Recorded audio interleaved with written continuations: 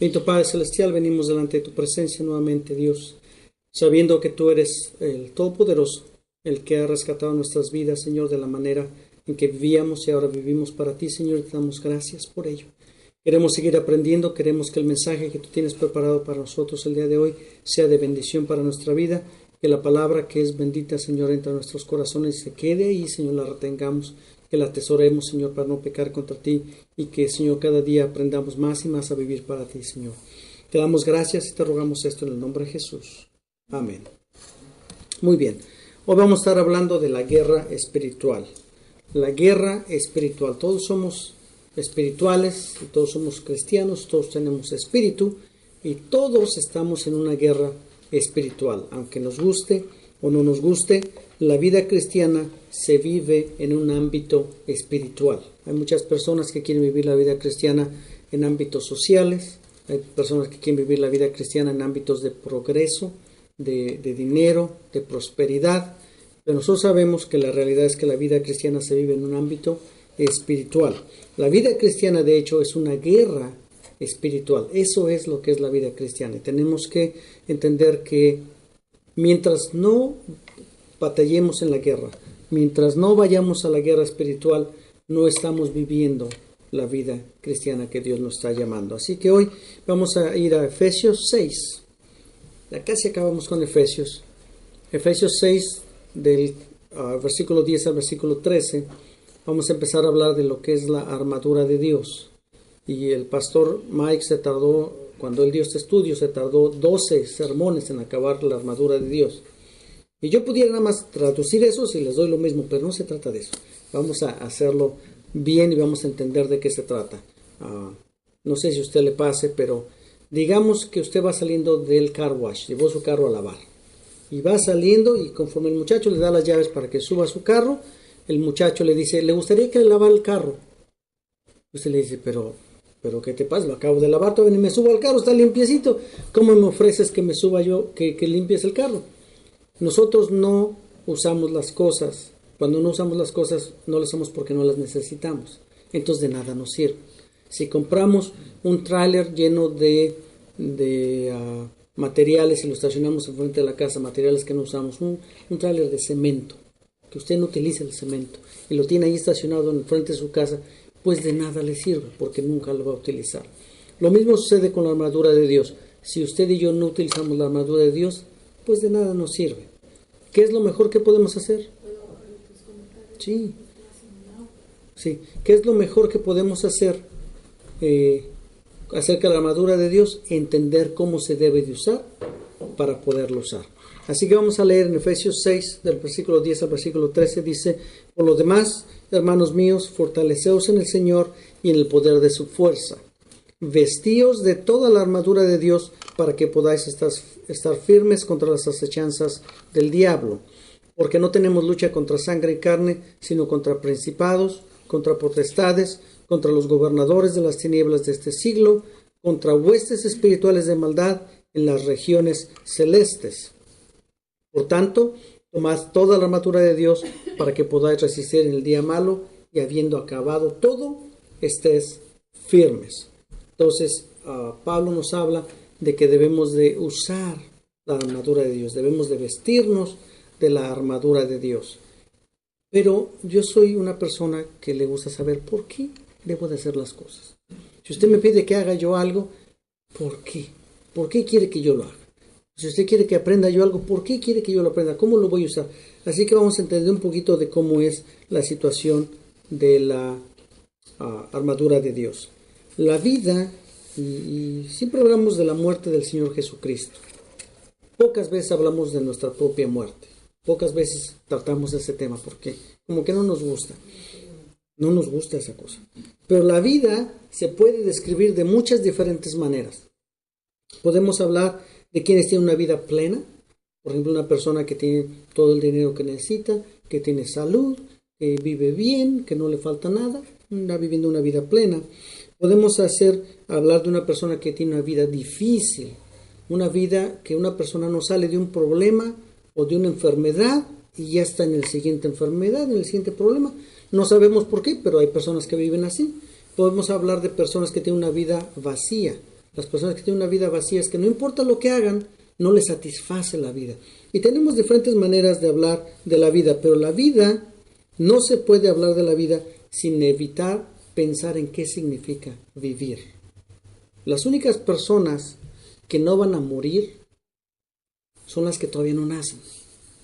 Los bebés que todavía no nacen, que todavía ni se piensa que va a haber un bebé, esos bebés no pueden morir porque no han nacido. Pero todos nosotros que ya hemos nacido, tenemos una cosa segura: vamos a morir. Algún día, no sabemos exactamente cuándo, pero vamos a morir. Si tenemos cuidado y vivimos una vida inteligente, digámoslo así, podemos tener cuidado de cómo gastamos nuestro dinero, y en la vida vamos a evitar que nos vayamos a la bancarrota, por ejemplo. Si tenemos cuidado de cómo manejamos nuestro dinerito.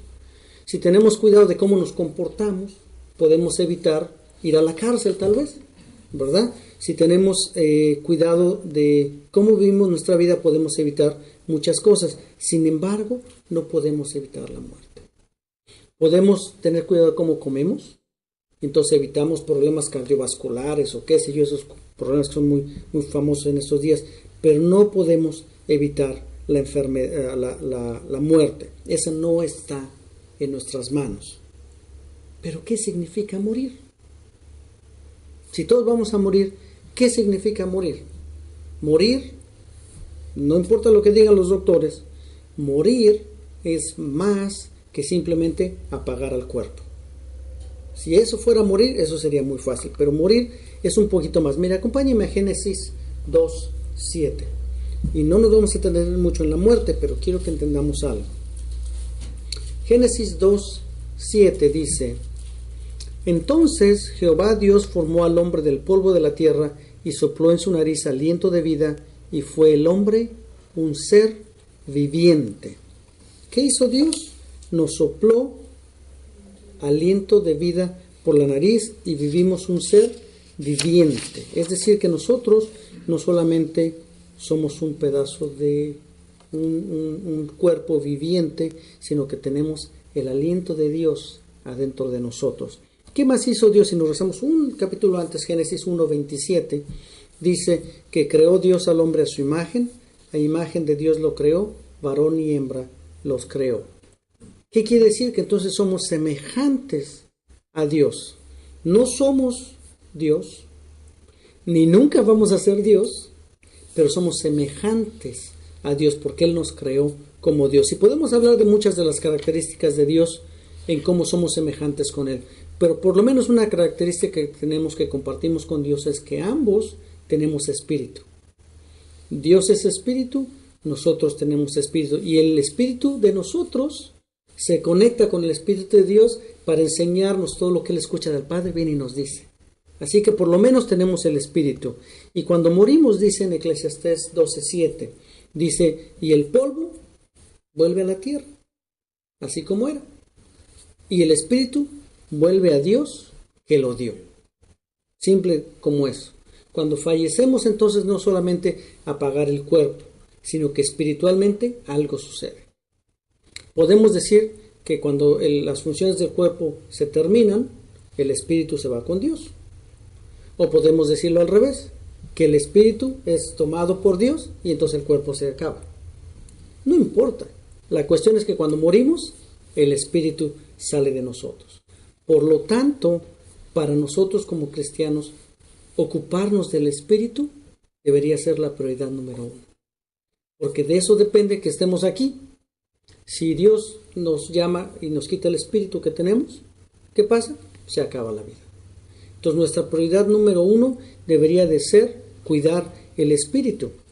La guerra espiritual entonces debe de ser el punto número 1 de la vida del cristiano. Aprendernos la Biblia, leer la palabra de Dios, orar todos los días, predicar el Evangelio, eso es importante. Pero si no cuidamos de nuestro espíritu, de nada sirve. Pablo dice que si ganare miles de almas y perdiera la mía, fue en vano. Entonces nuestro espíritu es más importante. Y hoy vamos a ver por lo menos 3 puntos acerca de lo que leíamos en Efesios. Dice en Efesios 6:13, antes de que lleguemos ahí, dice que no tenemos lucha contra sangre y carne, fue lo que leíamos al principio. sino contra principados, contra potestades, contra los gobernadores de las tinieblas de este siglo, contra huestes espirituales de maldad en las regiones celestiales. Entonces, Pablo claramente nos indica que la lucha es espiritual, que es en contra de la maldad que está en este mundo. Y Pablo nos sugiere que algunos tienen lucha espiritual y algunos no. Pablo dice que todos tenemos lucha espiritual. Es cierto que algunos tal vez luchan más que otros. Es cierto que tal vez unos luchan y no son muy efectivos en la lucha. Le hacen la lucha, pero no salen en la lucha. Y hay otros que de plano no luchan, ¿verdad? Pero todos los cristianos tenemos una lucha espiritual. Entonces, Pablo, que tenía un gran antecedente militar, nos da unas herramientas para que podamos ir a la lucha. Cualquier persona que la manden a la guerra no puede ir a la guerra sin fusil. Tiene que llevar su fusil, tiene que llevar su armadura, tiene que llevar sus protecciones, porque de otra manera va a tener problemas en la guerra. Y Pablo de la misma manera nos dice que necesitamos algunas herramientas para ir a la guerra. Primero, y vamos a ver 3 puntos. Primero, dice que necesitamos poder espiritual. Segundo, necesitamos protección espiritual. Y después necesitamos entender la misión espiritual. Si nosotros vamos a una guerra y no entendemos la misión, no entendemos por qué estamos en la guerra, seguramente vamos a fallar en la misión. Si usted le dice, mira, agarra esta cartita y póngala en el buzón, y usted la pone en el buzón, está muy fácil la misión. Pero si usted le da una cartita y no le dicen qué hacer, ¿qué va a hacer con la carta? No sabe qué hacer con la carta. A lo mejor le falta el timbre, a lo mejor le falta la dirección y usted no sabe qué hacer con la carta. Si no entendemos la misión, de nada sirve todo lo que hagamos aquí en la tierra. Así que lo primero que vamos a ver es el poder espiritual. ¿De dónde viene el espiritual? Cualquier lucha requiere algún tipo de poder. No importa qué tipo de lucha sea, cualquier lucha se requiere que tenga poder. Las naciones del mundo que se consideran potencias mundiales tienen mucho poder. Por eso se consideran potencias mundiales. Tienen poder militar, poder económico, poder político, tienen mucho poder. Nosotros necesitamos entender cómo es que podemos tener poder espiritual. Y no estamos hablando aquí de ninguna cosa extraña, no se preocupe, no estamos hablando aquí de hablar en otras lenguas, no estamos hablando aquí de hacer señales y maravillas, porque ya llegaremos a la misión a ver cuál es la misión. Pero estamos hablando de que en una guerra usted y yo necesitamos poder. Vamos a regresar ahí a Efesios 6, el versículo 10 nada más. Dice así: por lo demás, hermanos míos, fortaleceos en el Señor y en el poder de su fuerza. Simple como eso. Dice Pablo que debemos estar fortalecidos en el Señor y en el poder de su fuerza. Pablo dice que nuestro poder espiritual está en el Señor. El poder espiritual no está en mí. No es que yo sea más poderoso que los hermanos o que las hermanas o que... Eso no es. Mi poder espiritual está en el Señor y el poder viene de la fuerza de Dios. Esa aseveración debería ser suficiente para ponernos y ser confiados. Porque todo el poder está en el Señor. Tenemos una reserva ilimitada de poder en Dios. Porque Dios es todopoderoso. Y si mi poder está en Él, el poder que yo tengo espiritualmente nunca se va a acabar. Y nadie me va a derrotar. Eso solito me debería poner contento. Dios es todopoderoso. Nadie tiene más poder que Él. Y usted y yo tenemos el mayor poder posible a nuestra disposición. Porque es el poder de Dios y lo podemos usar cuando nos querramos usar, lo podemos usar. Pero, ¿cómo me fortalezco yo en el Señor? ¿Cómo puedo hacer uso de ese poder? ¿Cómo puedo hacer uso de esa fuerza en Dios? Mire, acompáñeme a Josué 1:9. Es un versículo bastante conocido. Josué 1:9 le dice Dios a Josué: mira que te mando que te esfuerces y seas valiente. No temas ni desmayes, porque Jehová tu Dios estará contigo donde quiera que vayas. Dios le dice a Josué: esfuérzate, sé valiente. Pero Dios no quería simplemente que la autoestima de Josué se levantara y Josué se sintiera bien. Ahora sí ya estoy poderoso porque Dios dijo que me esfuerce y sea valiente. No, no es un mensaje positivista, no es un mensaje positivo para Josué para que se sienta bien. No, no era para que Josué pensara que era valiente. Dice, estaré contigo en donde quiera que vayas. Era un mensaje de Dios para asegurarle a Josué que donde quiera que él fuera, ahí iba a estar Dios con él. Y si Dios está con usted donde quiera que va, oiga usted, ¿a nosotros nos ha prometido lo mismo? ¿O nomás se lo prometió a Josué? A nosotros también. Mira, ahí en Mateo 28:20 dice, enseñándoles que guarden todas las cosas que os he mandado, y he aquí yo estoy con vosotros todos los días hasta el fin del mundo. Amén. También esa promesa es para nosotros. Jesús prometió que Él estaría con nosotros hasta el fin del mundo. Eso solito nos debe de poner contentos y confiados de que tenemos todo el poder de Dios. Y usted me dice, muy bien, hermano, eso está perfecto. Nomás que le tengo una noticia. Jesucristo ya no está en la tierra. Así que ¿cómo es que va a estar con nosotros hasta el fin del mundo? Si ya no está aquí, ya se lo llevaron. Sí, tiene usted toda la razón. ¿Qué hizo Jesús antes de irse?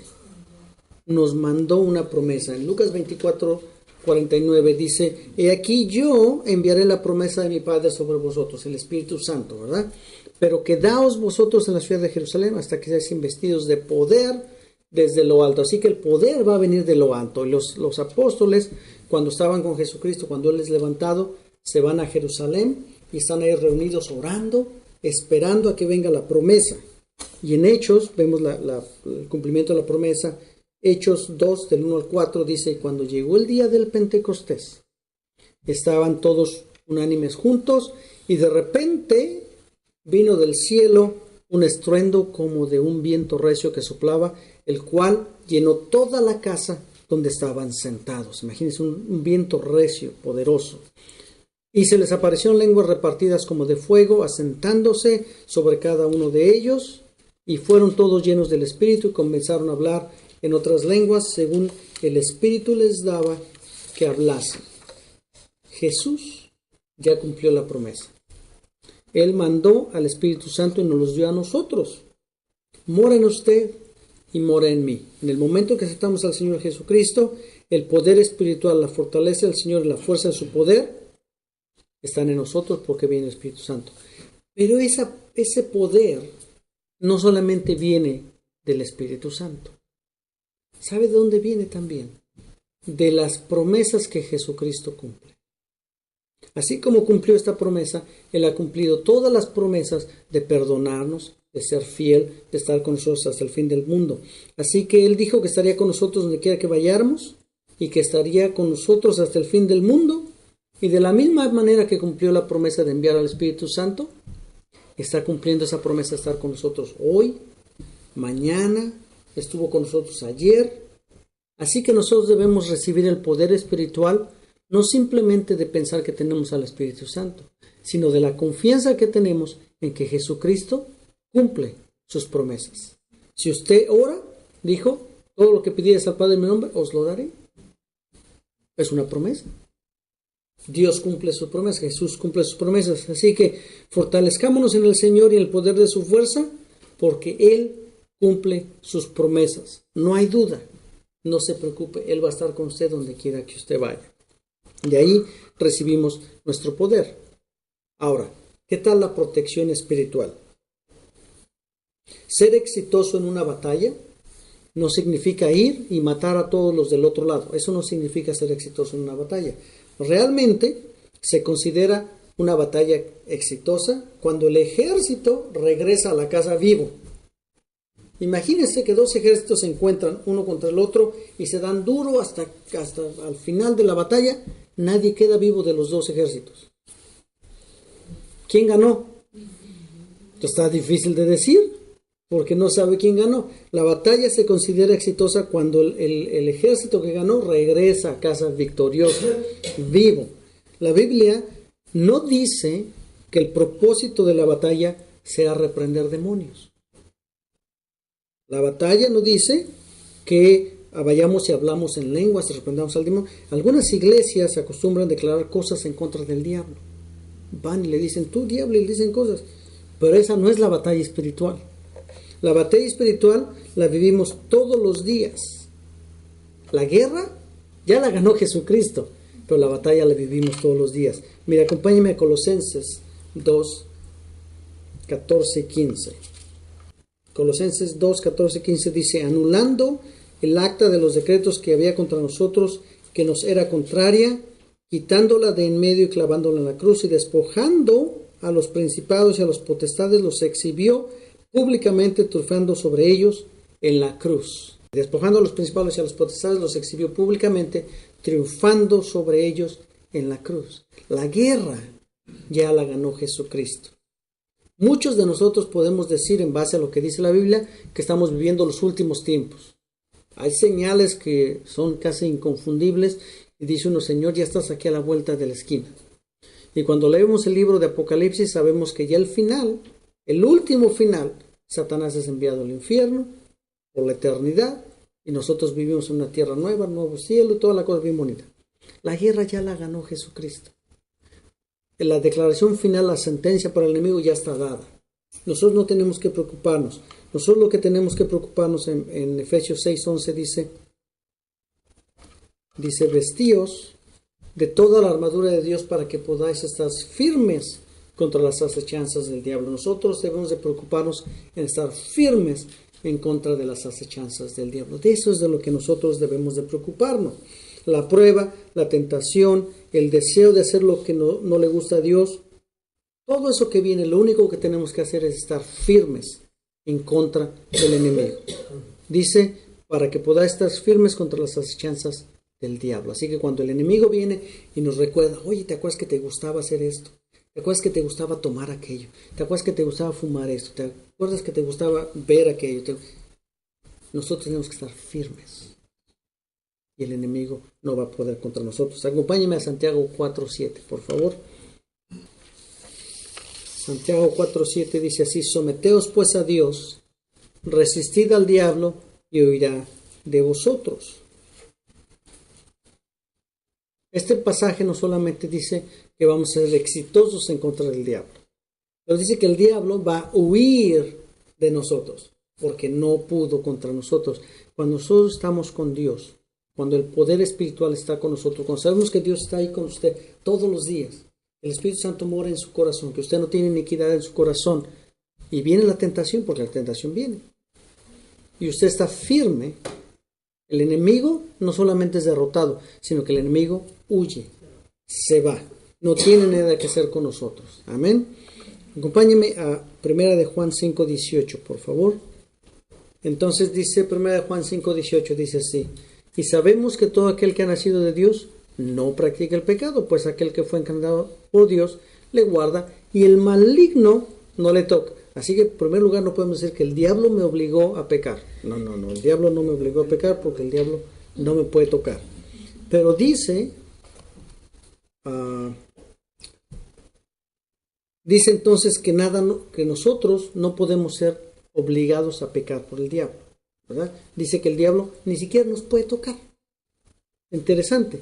Sin embargo, si me acompaña Santiago 1, 13 y 14,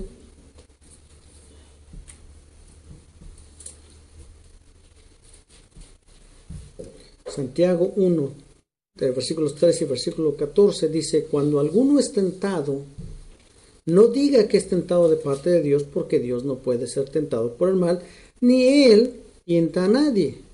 Más bien, dice el versículo 14, sino que cada uno es tentado cuando de su propia concupiscencia es atraído y seducido.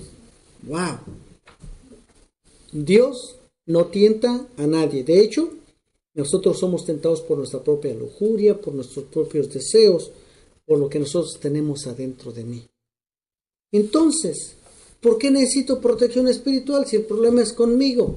Pues justamente por eso, porque yo mismo, con el espíritu, deseo agradar a Dios y con la carne deseo agradar al mundo.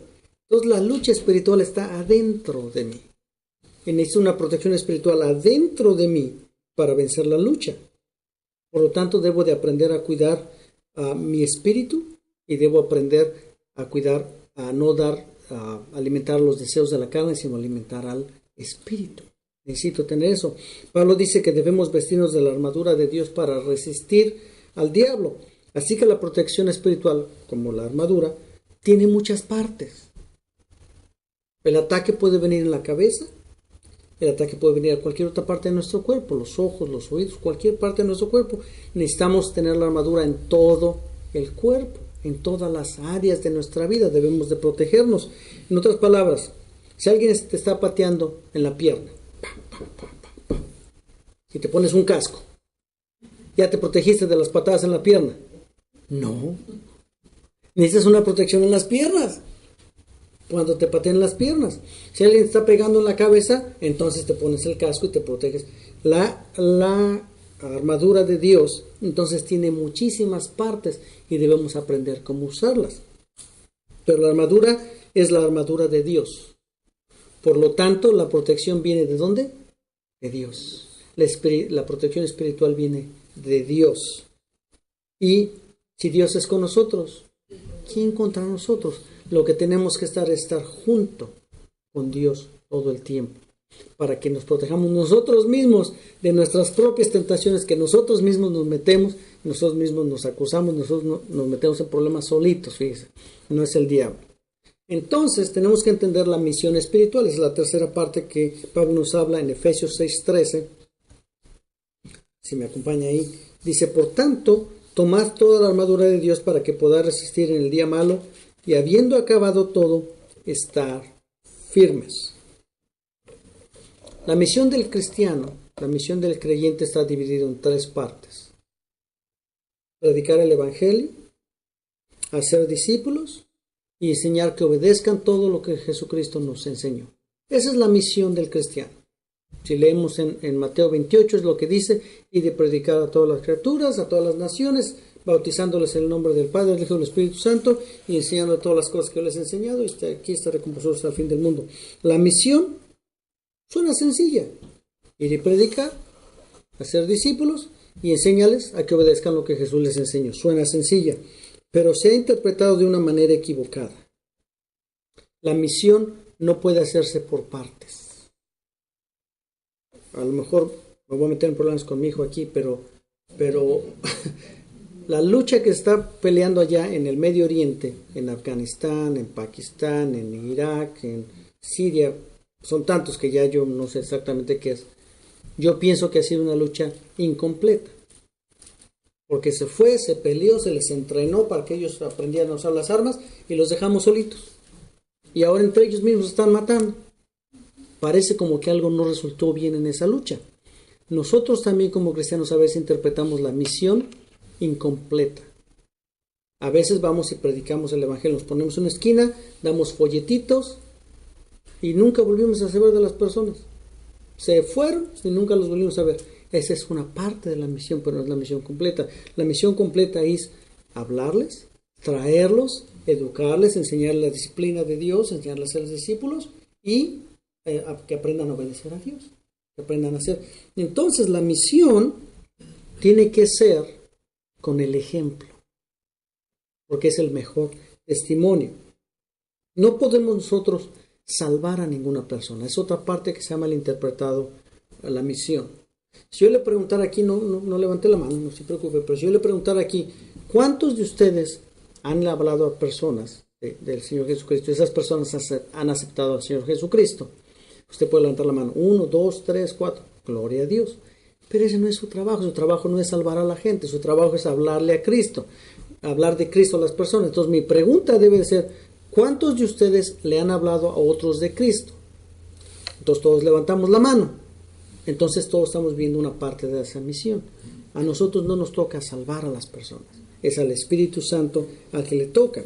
Así que muchos cristianos nos frustramos cuando las cosas no salen bien en la iglesia, cuando la iglesia no crece, cuando las personas no abren su corazón a Dios. Pero no está en nuestras manos. La misión, en resumen, es dar testimonio de quién es Jesucristo. Enseñarles quién es Jesucristo. Enseñarles cómo vivió Jesucristo y que vengan y acepten el sacrificio de Jesucristo. Y en la parte del testimonio es donde tenemos más problemas. Es donde más nos afecta a la iglesia. El apóstol Pablo dice que la misión es resistir en el día malo para que estemos firmes y acabarlo todo. ¿Cuál es el día malo? Bueno, el día que gané menos dinero, o el día que se me ponchó una llanta, o el día que no tuve tiempo para comer porque estuve bien ocupado, o el día que se quemó la comida, estaba yo cocinando, todo se quemó. ¿Es el día malo? No, ese no es el día malo. Ese día le fue usted mal. Pero el día malo es cuando viene la tentación a su vida y usted cae. Ese es el día malo. En ese día tenemos que resistir al enemigo. Mire, dice 1 Pedro 5:8. Se me acompaña ahí, por favor. Dice 1 Pedro 5:8, dice: sed sobrios y velad, porque vuestro adversario el diablo, como león rugiente, anda alrededor buscando a quien devorar. Pedro nos dice claramente que el enemigo está buscando, esperando, acechando, a encontrar el momento preciso para atacarnos. Él no está simplemente atacando todo el día. No sé si usted ha visto esos documentales de National Geographic y eso cuando salen los leones. Los leones, si usted me lo permite, son unos flojos. Se la pasan tirados abajo del árbol tomando la sombrita. Y cuando ven la presa ni le hacen caso. Y de repente ven que una se quedó atrás de la manada y entonces se levantan y van y matan a esa presa. El enemigo está atento a nuestros movimientos. Le está mirando qué está uno haciendo. Y está atento. Y en el momento que uno se descuida, ¡pam!, nos ataca. Sabemos que ya hemos sido salvos. Todos somos salvos aquí, gloria a Dios. Sabemos que nada nos puede arrebatar de la mano de Dios. Somos salvos, somos garantizados la vida eterna con Dios. No importa si usted cae en la tentación, su comunión con Dios se va a ver limitada, pero usted sigue siendo salvo. Pídale perdón, dice 1 Juan que Él es fiel y justo, 1 Juan 1:9 que Él es fiel y justo para perdonar nuestros pecados y Él nos va a restaurar nuevamente, ¿verdad? Entonces seguimos adelante en la batalla. Pero si usted no es salvo, si usted nunca aceptó al Señor Jesucristo, pues el diablo ni le va a interesar. Al cabo que ya es del diablo, ¿verdad? Si usted es de Dios, si usted es salvo, el diablo no puede cambiar el hecho de que usted y yo ya somos salvos. No importa lo que él haga, eso no puede cambiar. Entonces, ¿por qué nos ataca? ¿Por qué está ahí dándole y dándole para que caigamos en la tentación? Porque el testimonio es la parte que más afecta a la iglesia. Si usted es una persona que tiene un lenguaje, vamos a llamarle colorido, un lenguaje que tiene de todos los colores, ¿verdad? Y con ese lenguaje va usted y testifica a una persona de Cristo: mira, vengo a decirte que el Señor Jesucristo murió por ti, por tus pecados y quiere salvarte. La persona se va a cuestionar qué ha hecho Jesucristo en su vida. Si usted es una persona que constantemente está cayendo en mentiras, y todas las personas ya saben, mira, cuando él te cuente algo ni le creas, la mitad no es cierta, y la otra mitad nomás cree la mitad de la mitad porque si usted es una persona que tiene el hábito de mentir y después va y predica de Jesucristo, la gente no le va a creer. El testimonio de la iglesia se va a ver afectado. ¿Cuántas iglesias, nuestra iglesia incluida, están batallando para retener a la gente? Estamos teniendo problemas. ¿Por qué? Porque muchas iglesias se acercan a la persona: oye, fíjate que quiero hablar de Cristo. Oh, sí, yo ya fui a una iglesia muchos años. ¿Y qué pasó? Ay, si te dijera. Si te contara el hijo del pastor, la hija del pastor, el esposo de... Y se metió y hizo. El testimonio es lo que afecta que la iglesia se mueva. El testimonio es lo que lo derrota a usted y a mí en nuestra lucha diaria. Porque cuando usted y yo pecamos en privado y vamos en privado y le pedimos perdón a Dios, nadie supo, más que Dios y usted, más que Dios y yo. Pero cuando pecamos en público, toda la gente se enteró y el testimonio se afectó. Va a tardar muchos años para que eso se quite. Mucho se dice que la percepción, la primera impresión, es lo que cuenta. Lo ven a uno y dicen: no, sí, ya sé, ni me digas, ya te conozco. Oye, pero sí, ya sé de dónde viene. La impresión primera es bien fuerte y toma mucho tiempo para que eso se quite. El diablo no nos puede tomar de regreso, ya somos salvos. Él ya perdió toda la potestad sobre nosotros, de eso no hay pierde. La patria potestad de nosotros le pertenece a Cristo. Por lo que la tentación va a hacer es solamente detener el avance del Evangelio. Es lo único que va a hacer cuando caemos en la tentación, va a detener el avance del Evangelio.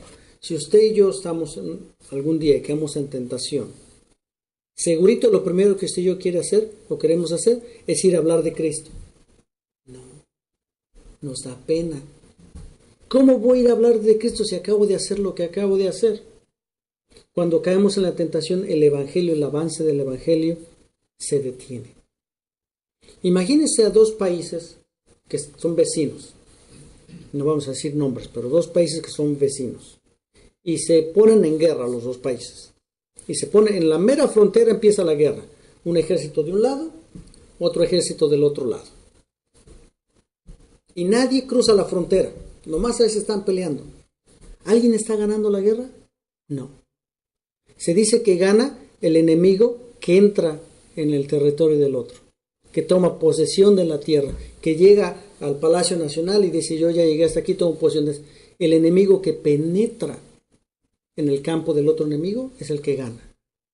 Y nuestro evangelio parece que está siendo retraído y que el enemigo está entrando en nuestros terrenos y que nos está reduciendo. Nosotros tenemos que avanzar, el evangelio tiene que avanzar adentro del territorio del enemigo, pero nuestro testimonio lo está deteniendo. Nuestro testimonio que tiene que ser diferente para que el Espíritu Santo pueda trabajar en las vidas que nosotros estamos dando testimonio. Nuestra predicación tiene que hacer un impacto en el reino del enemigo, pero tiene que ser por medio del ejemplo. El testimonio tenemos que predicar con el ejemplo. La guerra espiritual que vivimos todos los días como cristianos tiene un punto crítico. El punto crítico es que se debe de pelear todos los días. Usted y yo no podemos decir: bueno, yo peleo los domingos, los lunes y martes no peleo, los miércoles que vengo a la iglesia peleo un poquito, y luego el sábado es el día libre, ¿ok? El día, no, ese no. Es mi día libre. El domingo entonces ya empezamos otra vez la batalla. No, el punto crítico de la guerra espiritual es que tiene que pelear todos los días. No podemos luchar un día sí y dos no. El enemigo está acechando como león rugiente todos los días. Así que debemos estar sobrios, velando para no caer en tentación. Mientras las personas estén vivas, hay esperanza de que se les predique. Mientras el espíritu de la persona está adentro de la persona, entonces hay oportunidad de que el Espíritu Santo se conecte con ese espíritu y sean transformadas por Dios, arrebatándolos de las cadenas del enemigo. Usted y yo debemos depender totalmente del poder de Dios y de la protección de Dios para que podamos llevar a cabo la misión que nos ha sido encomendada, que es exhortar con el ejemplo, vivir con el ejemplo, predicar con el ejemplo. Si usted y yo decimos: hermano, usted tiene que leer la Biblia, lo primero que usted tiene que hacer es leer su Biblia.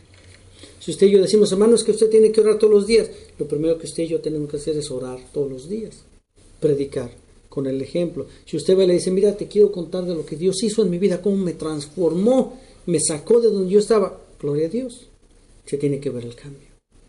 La gente tiene que notar el cambio. Si es una persona que apenas lo conoció, no va a saber cómo era usted. Pero si es una persona que usted no la ha visto en 10 años y de repente se la encuentra y le dice: mira, te quiero contar, ¿te acuerdas cómo yo era antes? Ese ya no soy yo. Se tiene que notar el cambio. Usted y yo debemos de vivir con un ejemplo todos los días para que el enemigo no tenga potestad sobre las otras personas, sino que el Espíritu Santo pueda trabajar en la vida de ellos. Hagamos un análisis de nuestra vida.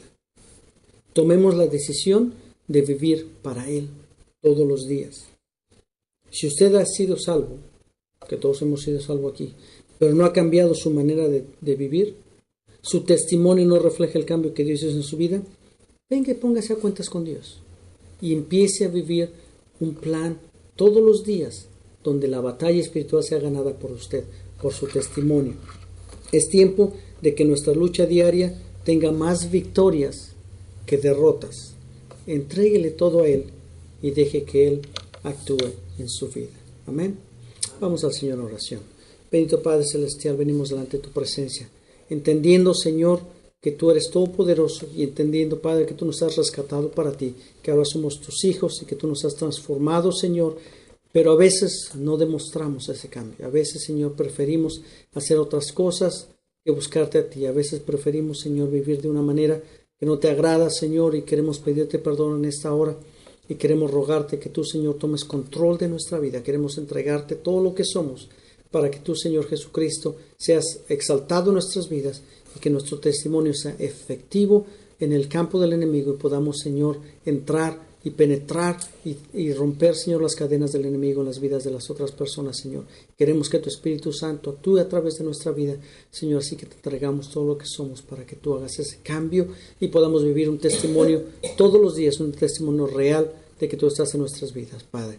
Te damos gracias y te ruego, Señor, que permitas que esta palabra se quede en nuestros corazones, la recordemos, Señor, y la vivamos, que practiquemos tu palabra, Señor, no solamente que lo oigamos, sino que practiquemos, Padre. Te doy gracias y te ruego todo esto en el nombre de Jesucristo, nuestro querido Salvador. Amén.